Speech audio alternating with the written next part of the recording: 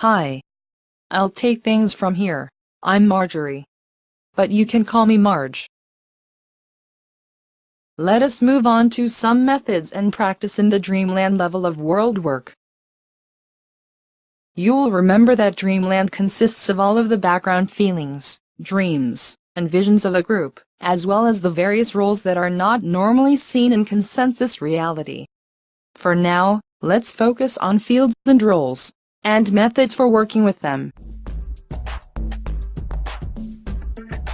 You might recall that every group or issue has a particular field or atmosphere, and that each field has various roles or polarities within it.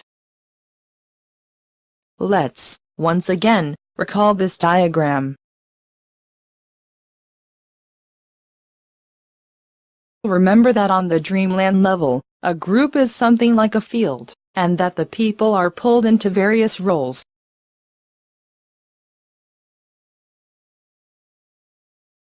As mentioned earlier, it's helpful first to sense the field around a group and its issues, and then to imagine what roles are part of that atmosphere.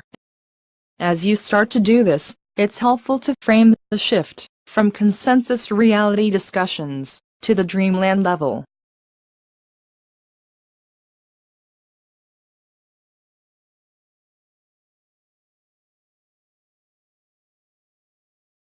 You might say something like, "We've been focusing on the consensus reality level. Now, let's see if we can make a shift and explore the roles in the room." Otherwise, the levels tend to conflict with one another.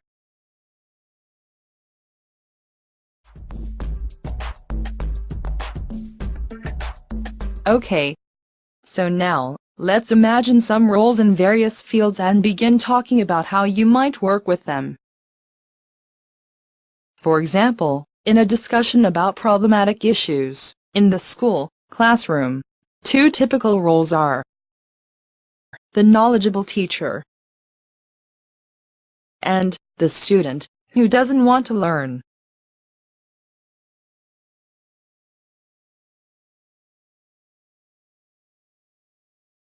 Imagine another tense field in which some people are afraid.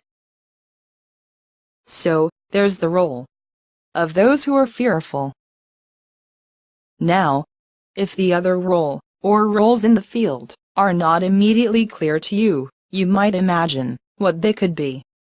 That is, if people are afraid, there is probably another role in the atmosphere of those who are mean or overpowering. In the same way, your feelings as a facilitator can indicate some of the roles in the field.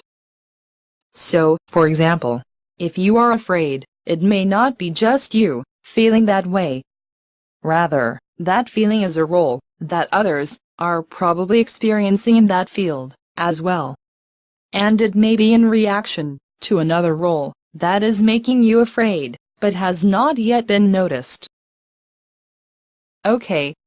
In the next situation, a business group is discussing whether or not they should take on another new project.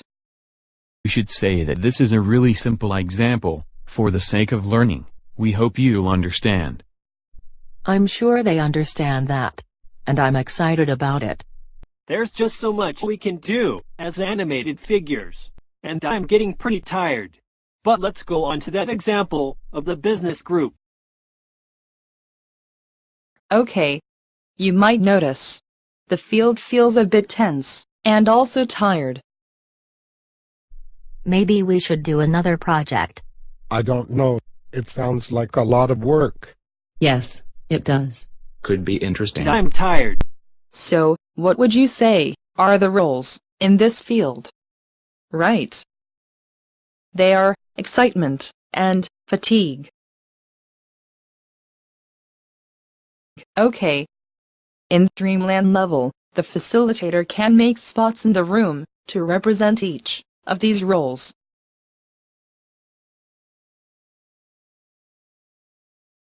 Then, anyone who feels pulled to represent any one of the roles can go to that position and speak for it. New projects are so exciting. I'm worn out. It's too much for me. And others can join in, to represent one side or the other. Hooray. I want to do it. I just think it's going to be too much. I want to go home. We already have too much to do. Of course, as mentioned earlier in the film, there can be more than two roles.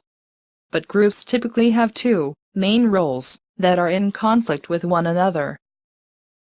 And I should mention that if movement is difficult for people, they can simply speak for these roles from their chairs. Does everyone need to represent the roles? No. That's not necessary. And those who are observing are also very important because they are like a pot that holds and supports the process. Now, if many people in the group are shy to represent the roles, the facilitator can represent the roles for them.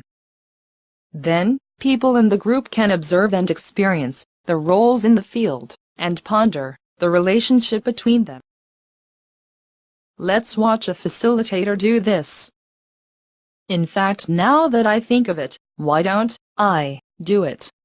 And everyone can sit and watch. So, here I am. On one side, there is a role that is excited about the new job. Hooray! We can't wait. Hooray! Hooray! That's one role. And there's another role too. On this side, a role says, I'm tired. I'm overworked and can't do more. It's too much for me.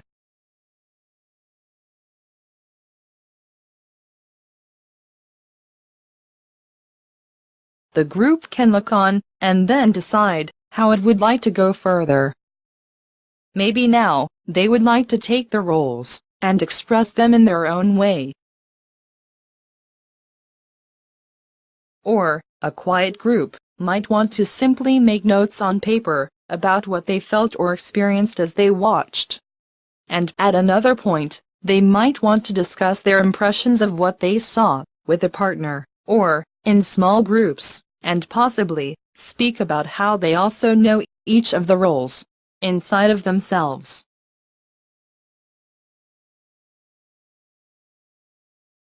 In any case, remember that whatever you do needs to be adapted to the particular people, culture, and style of the group or community that you're working with.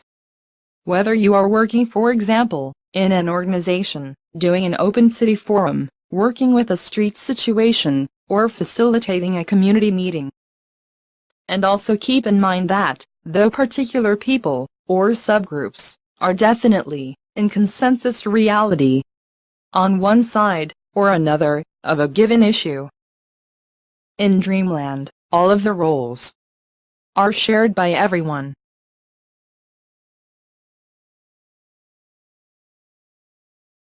Okay, this will lead us to our next discussion on role switching in practice. I'll see you there.